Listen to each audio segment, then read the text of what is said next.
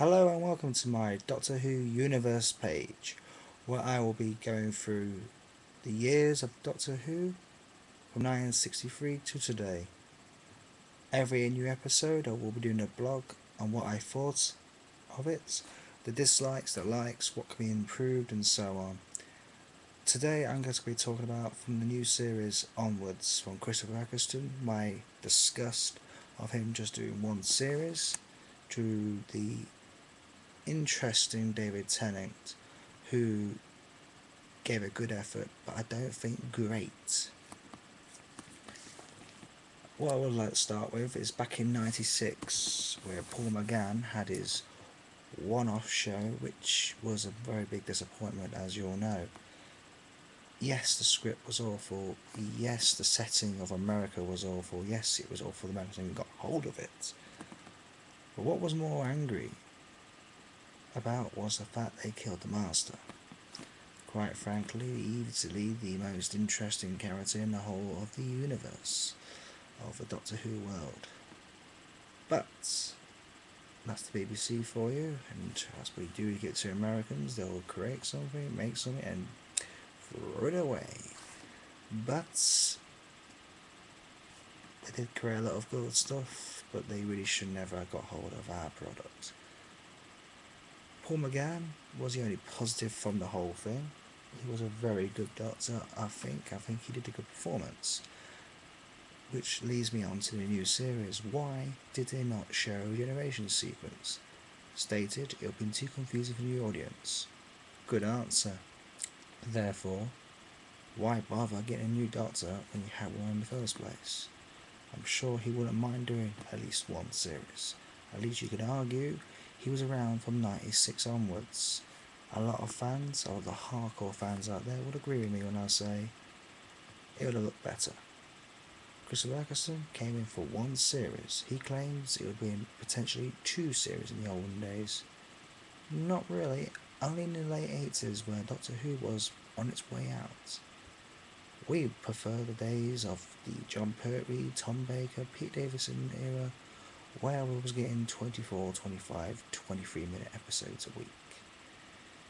And when Colin Baker brought it along with the 45-minuters, he got 13 weeks, but then again, it still counted. Sylvester McCoy, unfortunately, can't count that, so it's on the way out. Yes, it was two series of his, but it was too short. Now, on the new series, Chris Eccleston, in my view, great actor, top star, but he has no love for the company, no love for the product. He should not have been there. And I think it's absolutely disgraceful BBC even considered it.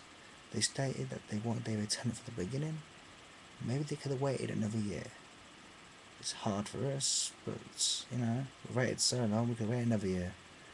David Tennant was a good choice. He has been good, but he has had his, should we say, differences with the audiences. Not everyone has found him to be the top bloke. On the basis he's the best Doctor ever? No way. I still believe that Pat Troughton, John Pertwee and Tom Baker do have a few more degrees above him. Though he's had some absolute fantastic stories. Season 3, as they call it these days, Human Nature was probably the best story he had done.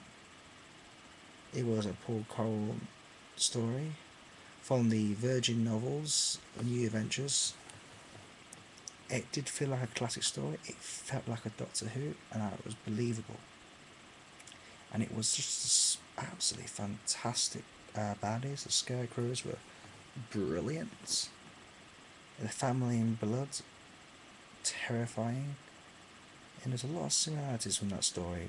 When the Doctor eventually blew up the ship, it reminded me of the Terror Zygons. So it was great in those respects. The Voyage of the Damned was another good story. I think a lot of people like this one.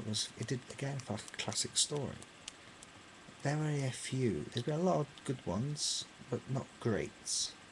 I did find Eccleston's Empty Child, like most people, But Moffat does bring that darkness, that edge into it, and I was one of the few, I'm sure, who could agree is over the moon. He has taken over the reins of the producing job, because I personally want to thank Russell T Davies for bringing it back, and not thank him because I believe he has tried to be very, very calm and very washed, watered down. Doesn't want to go too far, though he has had his moments. Episodes like Blink you would never see under RTD.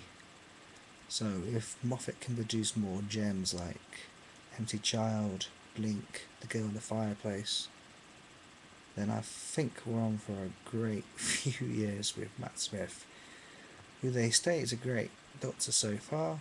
I hate when they say things like that. We haven't seen him in action ourselves.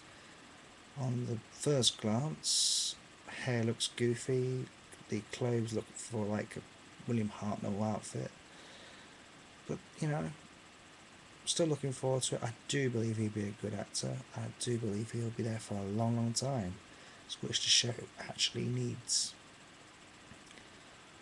I was angry they killed the Master off in '96. Over the moon when they brought him back. I thought David Jacobi was a fantastic actor during I Claudius. So when he brought him to be the Master, well, we didn't say he was the Master, did they? But I knew he was. There's no way to get one of the top Shakespearean actors Britain's ever produced and make him any old role. He has to have something behind it. I do wish he had a bit more of a longer run, longer stint, as you could say. But I do believe John Smiley did a very good job.